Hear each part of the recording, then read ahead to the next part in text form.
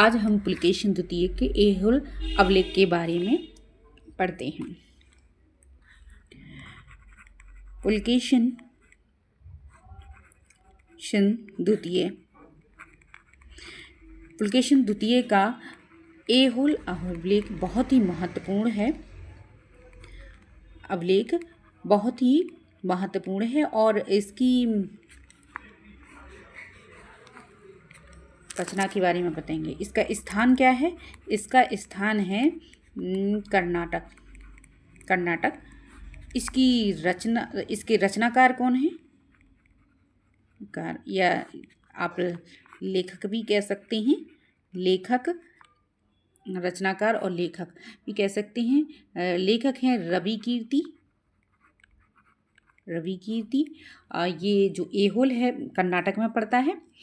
और इसकी भाषा की बात करें, तो इसकी भाषा है संस्कृत। ठीक है। इसकी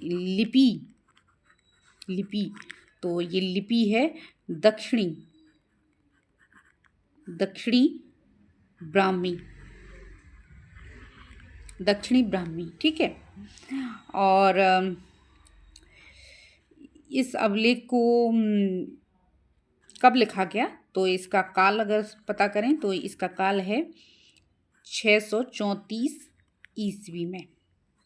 634 ईस्वी में। तो हम फिर से इसका रिवीजन करते हैं।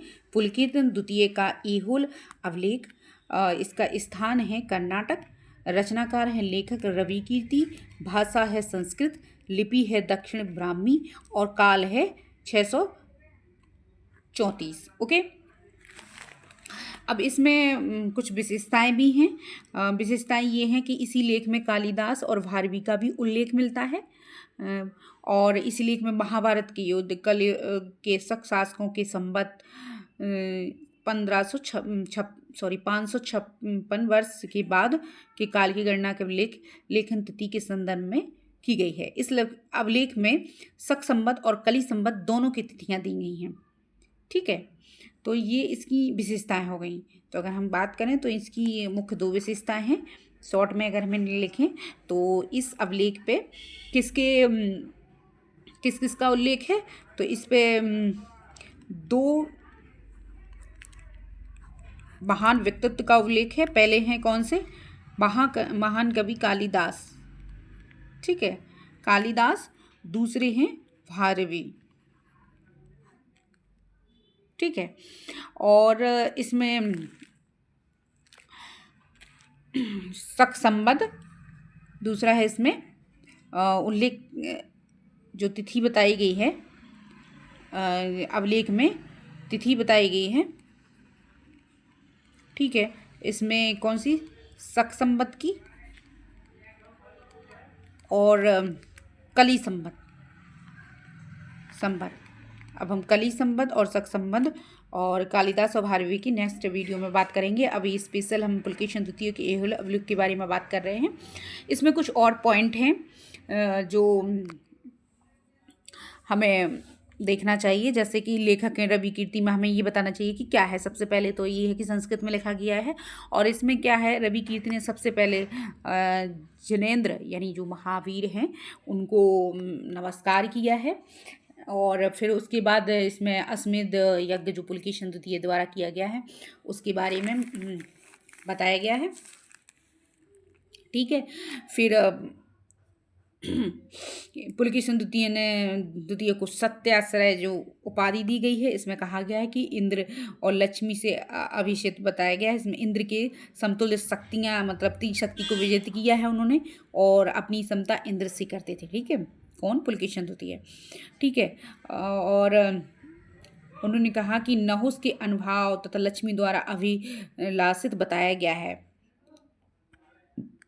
उसने 9 तथा 90,000 गांवों पर अपनी संप्रभुता स्थापित की थी।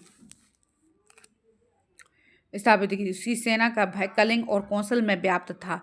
इसी लेख से ज्ञात होता है कि हर्ष अपनी गज सेना के साथ पुलकेशिन द्वितीय से हारा था। आपको बता दें कि पुलकेशिन द्वितीय दक्षिण में था और हर्ष उत्तर में थे। ठीक है। तो हर्ष और पुलकेशिन द्वितीय का यहाँ पे युद्ध हुआ था जिसमें हर्ष हर्ष यानी हर्षवर्धन इसमें हारे हुए थे। इसमें वर्णित हैं भय विगलित हर्ष एन चकारी हर्षा, अर्थी युद्ध में पुलकेशिन द्वारा हर्ष के हाथियों को मारे जाने के कारण हर्ष भयभीत होकर हर्ष रहित हो गया है, यानी भय विगलित हर्ष येन चकारी हर्षा। ठीक है, इसका मतलब है। और इसमें लिखा गया है कि इसमें एहोलाबलिक में बताया गया 7 प्रकार के व्यसनों यानी पापों की चर्चा की गई है। इसमें वर्ण देवता की सेना का उल्लेख किया गया है।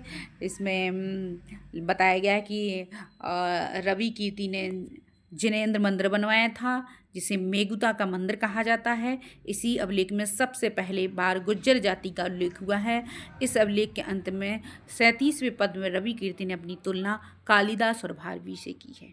तो लास्ट पहले रवि कीर्ति पुलकेशन द्वितीय की प्रशंसा करते करते लास्ट में अपने भी बारे में लिखी है जो तुलना की है। जय श्री राम।